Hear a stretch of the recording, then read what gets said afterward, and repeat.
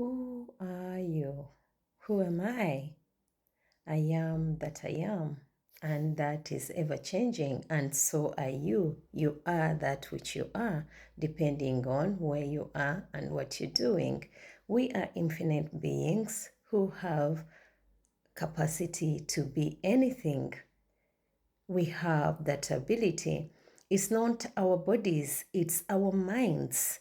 It's the force in us that is capable of being the most beautiful thing you have ever seen, if it's open, if it is fulfilled, if it is contented, if it is self-knowing. So it becomes very important to know ourselves very well. Before we know ourselves very well, we will assume we are the bodies. So everyone who attacks our bodies, we will take it that they are attacking our presence here. But we are bigger than our bodies. We are not just the bodies. And then our mindset. We might not know something, and because of that, people will judge us, or we will choose to do whatever we choose to do. We will express according to our decisions, and then people will judge us according to those decisions. We don't have a right to judge anyone. Why? No one created another. We actually never know what is going on that person's head.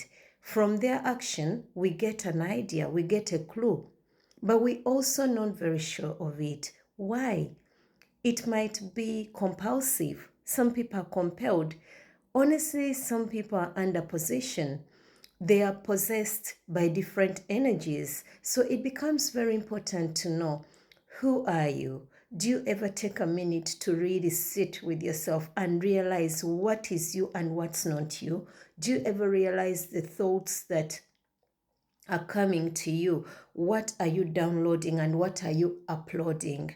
Because we need to take some time. Life is beautiful as it is. We have made it so ugly. We have made it so difficult. Yes, we have people who have gathered up in different groups to oppress others, to become rulers of others. When I say ruler, it's different from leaders, because leaders are inspired.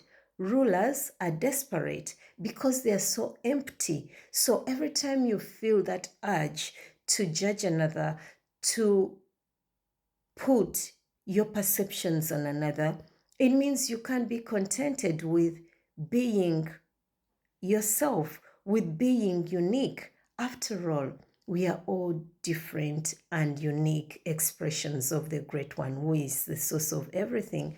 Remember, for those who read the Bible, that's why Jesus the Christ was able to say that in my Father's house there are so many mansions. So this whole universe is full of different mansions with different expressions, and those expressions, some are accidental and some are intentional. There are people who are really thieves, and they will be very clear about it, that I'm going to steal. There are people who are really full of anger, and they'll make sure that you see that they're full of it.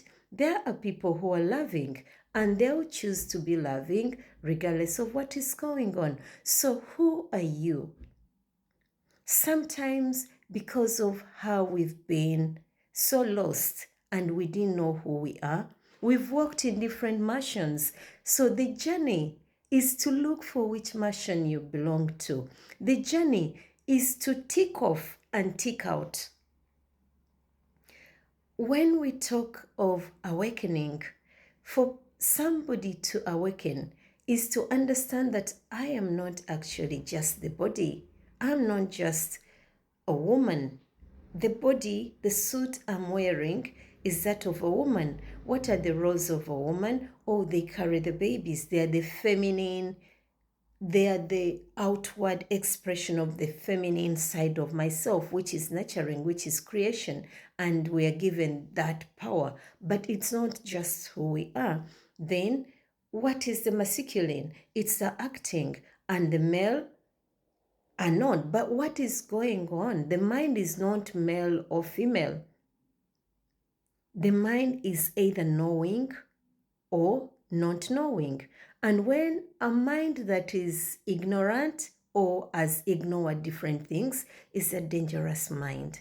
So it's not, the danger is ignorance. So it becomes very important to awaken and start being aware about what is going on. That's why you've seen great masters who never went to school, who never went anywhere, but they are full of knowing. Why? They have paid attention. It's very important to start paying attention. Once you start paying attention, it's not easy to take away all the habits that we've developed, but it gets easier and easier. So you know you're on the journey to let go, to become lighter, to understand, to have compassion for yourself and for others. Because you see, everyone is at war with their mind. They don't know who they are and who they are not. So in that journey of discovering and taking out, we need to give one another some understanding. Kindness covers it all. If we are just kind, kindness does not mean that slaughter or sacrifice yourself, but you are kind enough to give everyone space to be what they want to be. And giving space can mean taking yourself away from that presence, but to allow it, just like you see that source, life has space.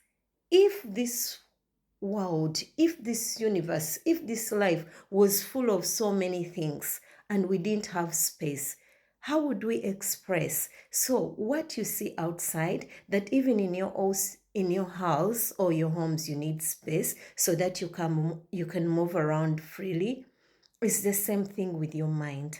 You need to create space for it to grow, to allow in new things. We need to allow others to be. So this idea of attaching to anything, this idea of attaching to anyone becomes a self-imposed prison and imprisonment of others. May we emancipate ourselves from mental slavery. May we take a chance to learning to live a free life, whereby you not what you get, you not what you do. You are more. And when you are more, it means you're nothing, because more can't be contained. It can't fit anywhere. May we be inclusive, and that is to love unconditionally. Unconditional love can see darkness and still love it. You can see shit, forgive my language, and still appreciate that it can be manure. And it's the same with us. Our mistakes teach us what we should not mistake another time.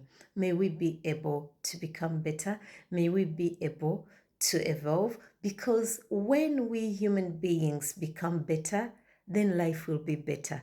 Before we are better human beings, life will still continue being hard, because we will become predators towards our own selves. What you do to another, you do to yourself. What you give to another, you give to yourself.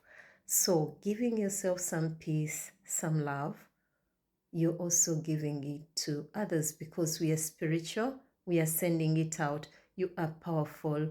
You can make a change, even if just for a minute, even if just for a second. Every moment, every action matters and counts, because we are writing Akashic records for the future.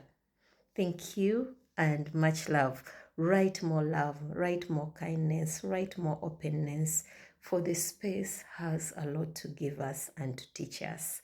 May we be open enough to receive it. May we all remember the divine nature that is in all of us.